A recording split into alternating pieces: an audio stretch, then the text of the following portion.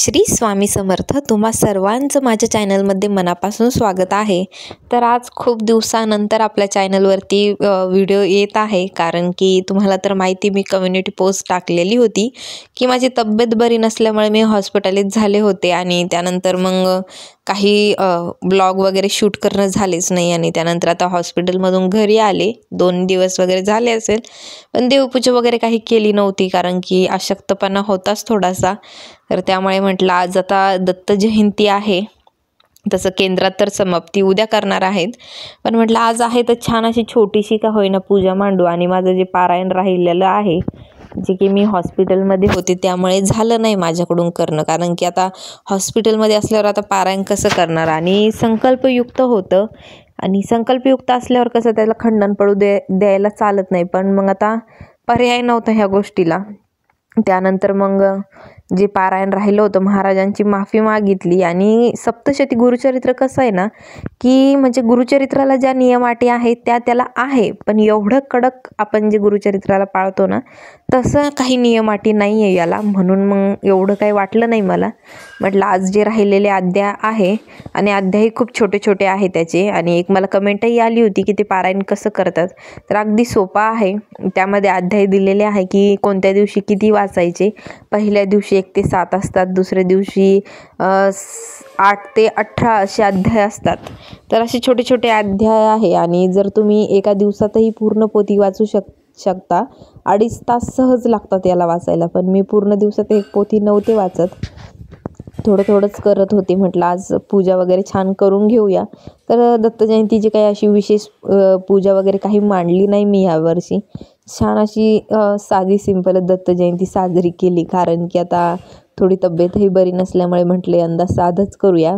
बघू केंद्रात जायला भेटलं तर जाऊ, कारण की केंद्रामध्ये आता जे सेवेकरी पारायणाला बसले आहेत त्यांचं तर खरंच भाग्य आहे. आणि आपल्याही चॅनलचे जे काही जे फॅमिली मेंबर्स आहे काही, तर तेही पारायणाला बसले आहे. मला 1-2 कमेंट आल्या होत्या की ताई आम्हीही पहिल्यांदा गुरुचरित्र पारायणाला बसलो आहोत. तर खरंच भाग्य आहे तुमचं की तुम्हाला गुरुचरित्र पारायण करायला भेटत आहे, कारण की गुरुचरित्र पारायण करणं हे सौभाग्याची गोष्ट आहे आणि ते भाग्यातच असावं लागतं. आणि महाराजांची इच्छा असावी लागते की गुरुचरित्र पारायण करणं आपल्या नशिबात असणं हे खूप महत्त्वाचं आहे. आणि बहुतांश इच्छा माझ्या ज्या आहेत त्या गुरुचरित्र पारायणामुळेच पूर्ण झालेल्या आहे. आणि म्हणूनच गुरुचरित्र पारायण हे माझं खूप जिव्हाळ्याचा विषय आहे. असो लवकरच मी ही गुरुचरित्र पारायण करेलच, असं मी महाराजांना वचन दिलं आहे की मी गुरुचरित्र पारायण करेलच, लवकरच करेल. तर जेव्हा होईल तेव्हा बघू. महाराजांची इच्छा झाल्यावरती अशक्य गोष्ट शक्य होते का, शेवटी करता आणि करविता महाराजच आहे. तर मला पोस्ट टाकली होती मी की तब्येत बरी नसल्यामुळे व्हिडिओ 2-3 दिवस येणार नाही. तर खूप जणांच्या कमेंट आल्या मला की ताई तुम्ही बऱ्या आहात का, ताई लवकर बऱ्या व्हा. बऱ्याच जणांनी तर स्वामींकडे प्रार्थनाही केली. खूप छान वाटलं मला. रक्ताची नाती तर आपली काळजी करतातच, हो की नाही. पण जर अशी आपल्यासोबत जी माणसे जोडलेली आहे, जी की फक्त आता व्हिडिओद्वारे कनेक्ट आहे मला, त्यांना माझी काळजी वाटते. मला खूप म्हणजे खूप बरं वाटलं की असं आपलं कोणाला तरी काळजी आहे म्हणून. आणि छान वाटलं. म्हटलं की सगळ्यांनी प्रार्थना केली की ताई लवकर बऱ्या व्हावा स्वामींकडे. तर हो, तुमच्या जे प्रार्थनेमुळे आणि स्वामींनी जी माझ्यावरती कृपादृष्टी केली, तर तीही माझी कृपादृष्टी केली त्याच याने मी आज बरी आहे. आणि आता तुमच्यासमोर व्यवस्थित आहे. आणि कसं होतं ना की कर्म आपले आहे तर आपल्याला फेडणं गरजेचे आहे, भोग आपल्यालाच भोगून संपवणं आहे. म्हणून मला दुखणं वगैरे काही आलं ना मी जास्त टेन्शन घेत नाही, कारण की मला माहिती आहे स्वामी आपले जे काही भोग आहे ते अगोदर आपल्या समोर आणतात आणि मगच आपले जे काही काय म्हणतात ना त्याला चांगले दिवस आहेत ते आणतात. तर असंच काहीतरी माझ्या बाबतीतही होतं. सगळं स्वामींवर सोडलेलं मी आहे आता, कारण की माझ्या आयुष्याचे कर्ता आणि करविता स्वामीच आहे. इथून पुढे जे होईल ते स्वामीच करतील, काय करायचं ते स्वामींची इच्छा. तर असो, आता देवपूजा छान अशी झालेली आहे. खूप दिवसानंतर देवपूजा केली ना मला खूप छान वाटतं, कारण की अशी फुलं वगैरे लावून आणि मस्त धूप दीप दाखवून आरती वगैरे करून खूप छान प्रसन्न वाटतं. त्यानंतर कसं ना, हे बघा आता मी देवपूजा वगैरे केली, त्यानंतर आरती वगैरे केली, आरती ही झाली. आणि दररोज मी आपली जी यूट्यूबला नित्यसेवा आरती असते बघा सकाळची, तीच घेत असते दररोज. 3 आरत्या घेते मी, स्वामींची, गणपतीची आणि दत्त महाराजांची 3 आरत्या घेत असते. आणि संध्याकाळी फक्त एकच आरती घेते, स्वामींची फक्त. तर छान वाटतं मला. आणि 2 टाईम आता माझ्या केंद्रात जाऊन तर 108 आरत्या होणार नाही आहे, त्यामुळे मी घरातच 108 आरत्या करण्याचा प्रयत्न करते.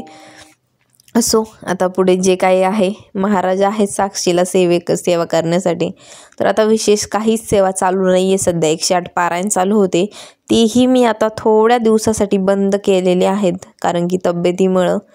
तर असो, महाराज करून घेतील सगळी सेवा. तुम्ही कसे आहात तेही सांगा, आणि तुमचं पारायण कसं झालेलं आहे गुरुचरित्राचं तेही नक्की सांगा. आता उद्या केंद्रामध्ये पारायणाची समाप्ती आहे, आणि काय काय अनुभव आले हेही माझ्यासोबत नक्की शेअर करा, कारण की तुमचे अनुभव ऐकायला मलाही आवडतील. आणि स्वामी बघा किती छान दिसत आहेत ना. तर मला एक जणींची कमेंट आली होती, ताई तुमच्या देवघरात पहिले एवढे देव होते आणि आता हे देवघर इतकं सुटसुटीत कसं दिसतं आहे. तर मी काही देव कमी केले आणि आता व्यवस्थित मांडणी करण्याचा प्रयत्न करते मी, त्यामुळे आता देवघर छान सुटसुटीत दिसतं आहे. तर व्हिडिओ तुम्हाला कसे वाटते आहेत, कसे नाही, हेही मला कमेंट करून सांगा. आणि तुम्हाला ब्लॉग बघायला आवडतील की कोणती माहिती ऐकायला आवडेल, हेही मला नक्की कमेंट करून सांगा, कारण की तुमचा एक रिप्लाय माझ्यासाठी खूप मोलाचा आहे. आणि जसं तुमचा मला फीडबॅक भेटेल तसंच मी व्हिडिओ बनवण्याचा प्रयत्न करते. मध्ये मध्ये मला म्हणत होते की सगळे, ताई की हे बनवा, ब्लॉग बनवा. तर मी ब्लॉगिंग सुरू केली होती. तर असो, आता छोटे मोठे ब्लॉग तुमच्यासोबत मी डेली ब्लॉग जे आहे ते थोडं शेअर करण्याचा प्रयत्न करणार आहे. आणि जो हा शालिग्राम, याच्या बाऱ्यात मला खूप विचारल्या गेलं आहे की हा शालिग्राम तुम्ही तिथे का ठेवला आहे. तर हा शालिग्राम आम्ही म्हणजे आम्हाला एका ब्राह्मणाने सांगितलं होतं की शालिग्राम हा जो आहे तो तुळशीमध्येच ठेवला गेला पाहिजे. तर त्यामुळे आम्ही इथेच तुळशीतच ठेवतो शालिग्राम. देवांची पूजा केल्यानंतर दररोज तुम्ही तुळशीची पूजा करत जा, हे मी तुम्हाला आवर्जून सांगेल. आणि जे पाणी तुम्ही देवाला आंघोळ घालता ते तुळशीला टाकू नका, ही विनंती आहे. स्वामी समर्थ. तर व्हिडिओचा जो एंड आहे तो करायचा राहिला होता, आणि म्हणजे व्हिडिओ सुरू केला आणि सगळ्यांनी मला खूप विचारलं की तुमची तब्येत वगैरे बरी आहेत का. तर हो, मी आता पूर्णपणे बरी झालेली आहे. आता संध्याकाळ झालेली आहे आणि संध्याकाळची दिवाबत्ती करायची राहिलेली आहे. म्हणजे मी विसरूनच गेली होती की व्हिडिओ चालू आहे म्हणून. तर असो, हा छोटासा व्हिडिओ केला होता की माझी तब्येत बरी आहे हे सांगण्यासाठी. कारण की म्हणजे हेल्थ इश्यू येत जातच असतात, आणि आपण त्याला सामोरे जाण्याची शक्ती स्वामी आपल्याला देतात. तर त्यामुळे सगळं ओके आहे. आणि आता इथून पुढे असे छान छान ब्लॉग येत राहतील. सगळ्यांनी व्हिडिओ नक्की बघा. श्री स्वामी समर्थ.